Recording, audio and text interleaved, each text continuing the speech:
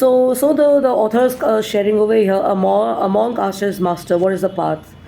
How pretty is this mountain?" The master replied. So I'm going to link it to the mountain cliff climbing stuff to my personal story. So the student says, "I didn't ask you about the mountain." He says, "But I asked you about not the mountain, the path." So how was the path? So the student kept looking at the monk and he didn't understand what he was saying. So the monk asked, the master said, "Until you cannot go beyond the mountain, you will never be able to reach that path." So it is so easy, it is so obvious that if you're going to be following the same path, if you're going to be in the same circle, if you're going to be reading the same books, if you're going to be spending time with the same people, if you're going to do the same thought shares, if you're going to be in the same community, if you're going to be in the same situations over and over again, the messages that you're going to be imprinting in your head and what you're going to be sharing are going to be the same. It's not rocket science, yeah. It's so easy. You know what? I mean, if I'm going to be spending 5 days with people I'm living here, I'm going to carry some memories and some impressions of there. So when I go out, it's going to be a part of my psyche, right? So there's no rocket science to that. This is not any mental therapist outlook or whatever like that. It's common sense. It's common sense. It's like you have a rub off. If you're going to have a certain set of values, if you're going to have a certain kind of a family environment and stuff, you're going to be kind of emulating that when you go out. So that's why they emphasize so much on immediate environments and relationships first, because that is what you're going to be a result of when you go outward and stuff. So then the author is also saying that training to live yourself in the present. So this is one of my favorites, because we all have experiences, good and bad. And the point is, if you're going to be sharing the same stories, if you're going to be a part of the uh, groups which are sharing, let's say, cry stories, sob stories, relationship stories, health concerns, or whatever. I see it happening. No offense meant, in my spiritual group and stuff. I see a lot of people are sharing stories for so many years and stuff, and I sometimes question if there has been a growth in that person. Why isn't there a change in their outlook or in their life condition or in their situation?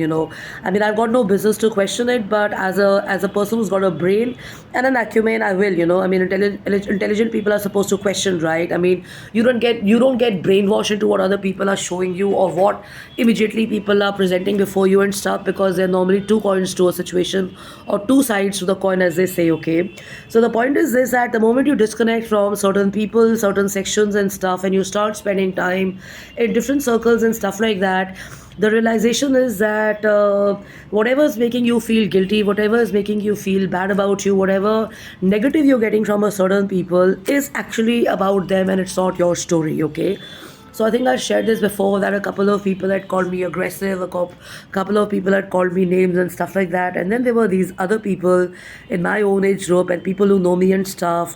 They don't even evaluate or look at women or men in the way a lot of people do. So it's actually their perceptions, and if you're going to be focusing on 3 or 4 elements of what is wrong with a person, the person is also going to start believing it about them. So that's why they say it's so important to kind of not let the voices of other people and people's opinion and garbage block you and stuff. Okay, so training yourself to live in the present, how does that happen? So as Mother Teresa said, be happy in the moment, that is enough, and each moment is all we need, not more. And if you become aware of the fact that you need not carry heavy burdens and heavy stuff of other people, and you go to only focus on being happy, you're going to create situations and you're going to be in spaces which give you happiness. So it's a question of choice. Do you want to keep suffering? Do you want to afflict yourself with the same pain? Do you want to keep listening, telling yourself that you're being compassionate or empathetic or whatever? Are you going to do that? And you're going to carry somebody else's narratives and stories in your head. After a point of time, they become your stories, because you start questioning and looking at world from their point of view and stuff. So that's why they say in Buddhism and in general that your mind and your heart is like a mirror which you got to clean every day. So how does that happen? That happens through spirituality. That happens through meditation and focusing on stuff, because when you're kind of cleaning up the mirror of your mind, you're able to see things more clearly.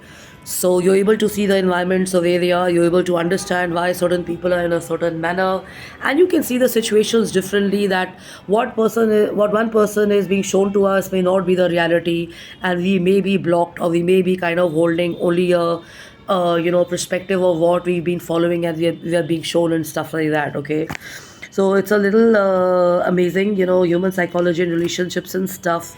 And sometimes you have to focus on coming back to the moment and your five senses.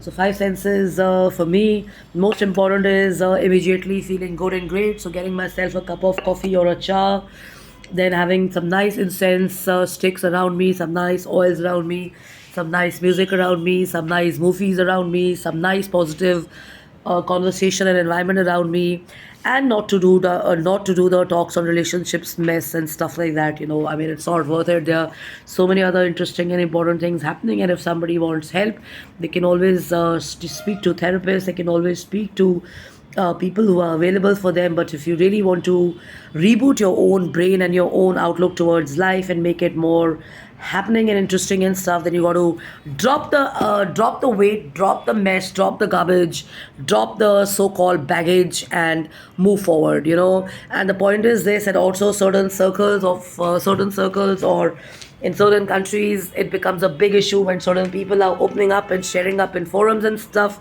But the point is, if you made your life about a book, if you made your life a movie, and you're consistently sharing that in forums and stuff like that, the question is, how are you expecting peace around your family and yourself and stuff, and how are you moving forward? Because if there's a consistent share about what went wrong in your relationship and what went wrong in the work and stuff like that, it's not sounding like a story. It sounds like some bizarre victim you know perspective which someone is trying to share, because this is what they want to do. They want to kind of promote their relationship mess. They want to come across as heroes or whatever.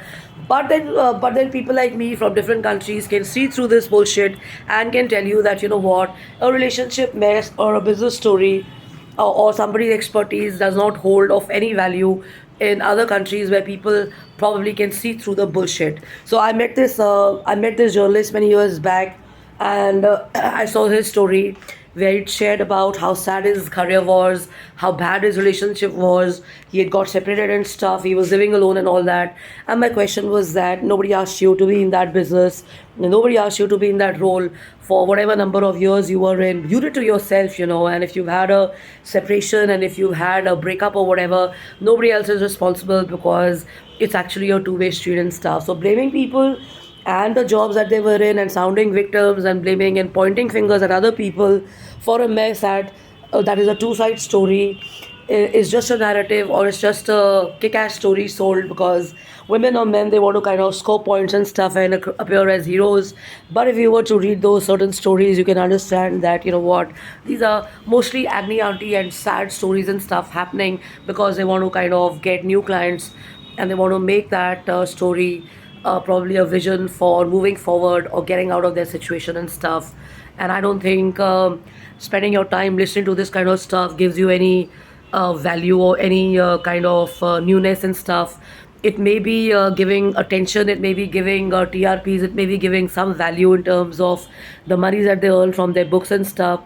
But honestly speaking, when you also go into a bookstore and ask them about the book, a lot of people don't even have nice things to say about books or certain people, and those people in particular, because you read more, and there's better there. So that's why I repeat, linking into people's stories and negative example of Yuvraj is not a good idea, because it will kind of give you the negative perspective of how toxic certain relationships can be. And even a healthy person or a balanced person who may have hung in there in his career or mentored or guided in a relationship, a lady or a man starts looking like a bloody, it starts looking like a loser or someone who has no value, because the man or the woman makes, or the people or the family makes the world look at that person who may be a balanced person, or maybe a regular guy, or maybe a good guy, in a bad light. So unless and until that experience doesn't happen with you, it's advisable to not follow what social media